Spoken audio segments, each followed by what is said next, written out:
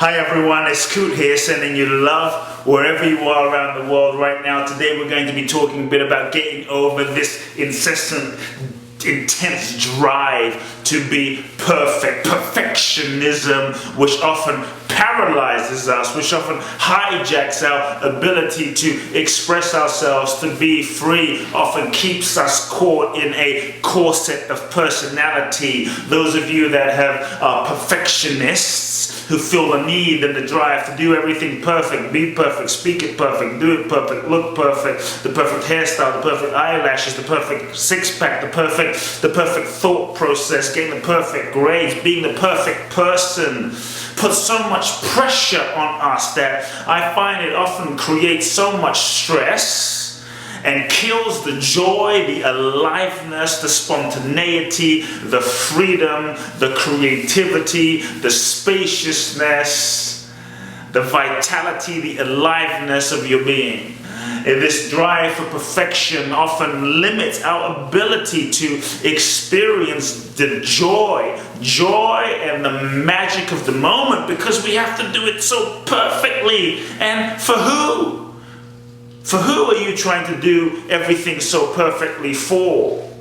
See, here's what I think what is good to consider, that in reality there is no such thing as perfect. Perfect is an illusion. Perfect is a concept. Perfect is often a concept, an idea, a reality that is imposed by someone, parents, culture, government, religion, someone outside of ourselves that determines what perfect is, and we take that on and we then try to fit ourselves into that sort of grid of what perfection is. But what if there was actually no such thing as perfect? Because what might be perfect to me won't be perfect to you, won't be perfect to Jim, won't be perfect to Susie. We all have different definitions and realities of what perfect is.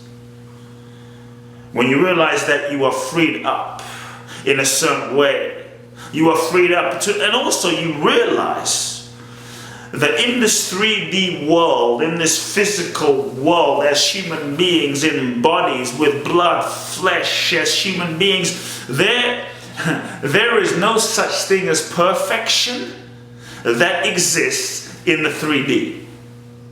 Your personality, this person, no matter how much meditation, how much yoga, how much positive thinking, no matter what you do to try and make the personality perfect, it's not meant to be perfect. Have you noticed there's always some stuff, some issue, some thought, something, because we're not machines where you push a button and boom, there you are, speaking the perfect talk all the time, doing the perfect thing all the time, never thinking a negative thought all the time. We have 65,000 thoughts a day, and imagine trying to control all those thoughts so you only think the perfect thoughts. What a joy killer.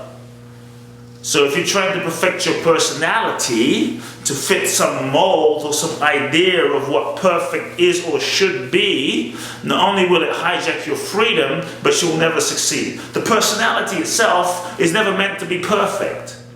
The true essence of perfection is what you and I already are. The body is never going to be perfect. No matter who we are, whether we're the Pope, the Dalai Lama, Bruce Lee, the triathlete, even the best human yogi, our bodies will at some point age and go through challenges. And even though we can extend our life and do all sorts of things to increase our ability to operate at optimal peak performance levels, even physically, there is a process of aging. It doesn't stay in optimal perfect shape.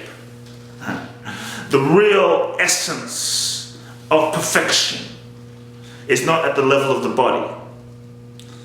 The best face wrinkles and the best breast sag and the best knees and joints kind of at some point, 80s, 90s, or 100, you live to 1,000, will experience challenges.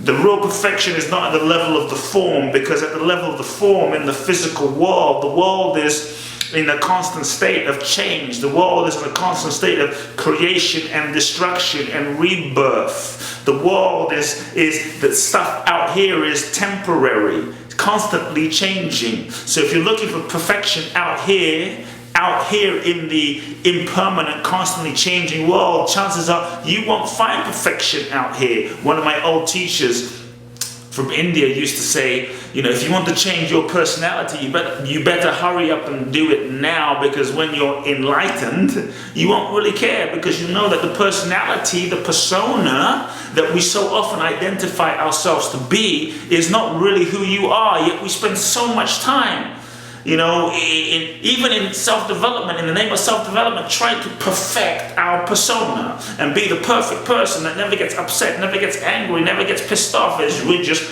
perfect, like what we think the Dalai Lama is, or what we think Mother Teresa is. We have a sort of preconceived idea of what we think perfect is. You will not find perfection at the level of the personality. The real perfection, my friends, is at the level of your soul. The real perfection is at that deeper, transcendental level of your being that transcends time, space, and form, that is birthless and changeless, is your beingness. Nothing can touch your being. Nothing can touch the essence, the unconditioned essence of what you are. No story, no trauma, no shame, no past, no conditioning can touch your spirit.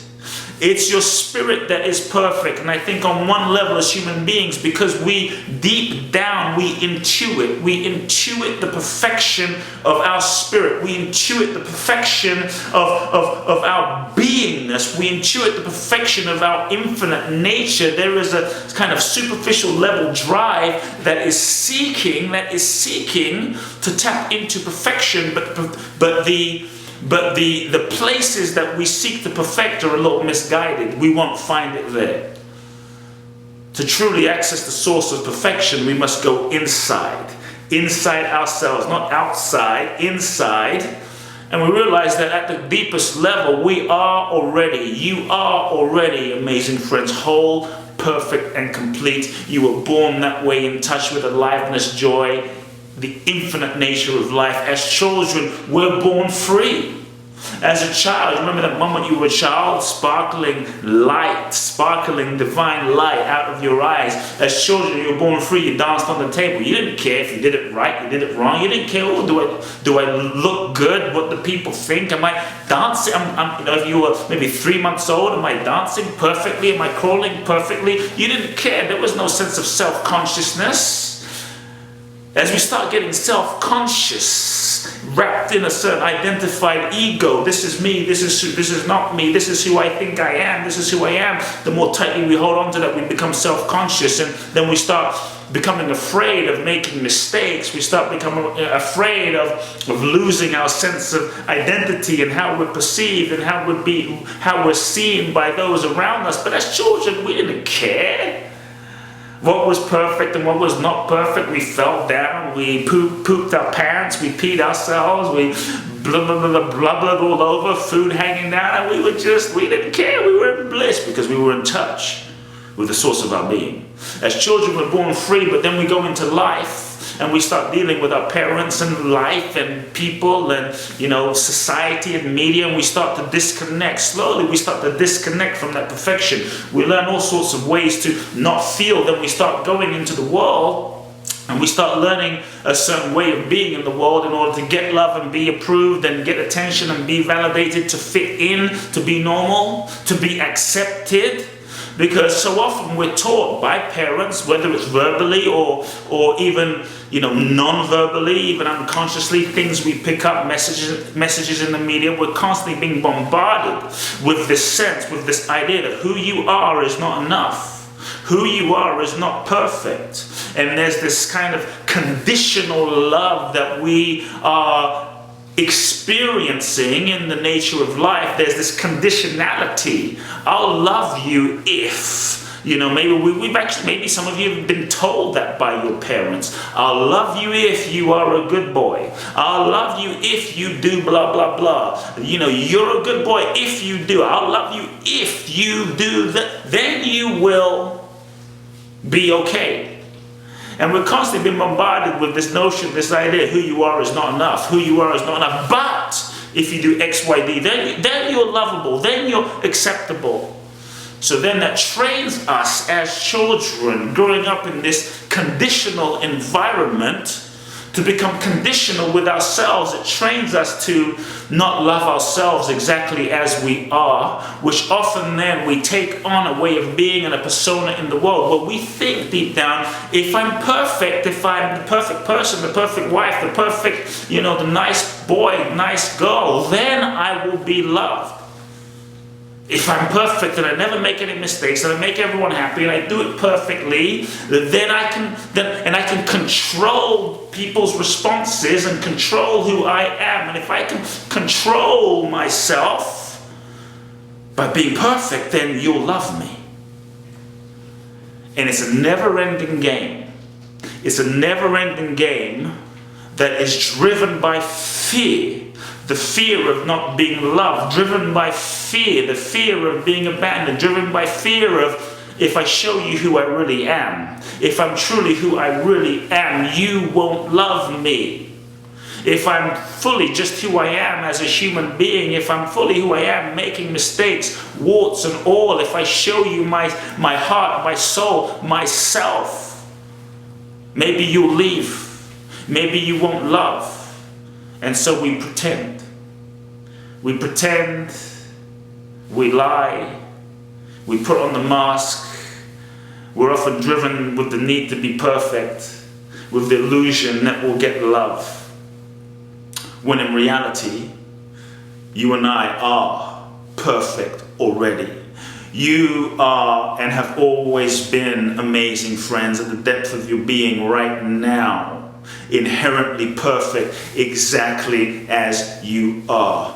When you make that commitment, that shift inside to stop looking for perfection out here, to stop looking for perfection on the surface, to go inside and realize the inherent perfection of your being, and to love yourself completely, exactly as you are, with your mistakes, with your screw-ups, with your heartbreaks, with your shame, with your guilt, with just as you are, with your humanity. Because we're all crazy, we're all human, we're all doing the best that we can with what we have at that time, given who we were and the resources that were available to us at that time in our lives.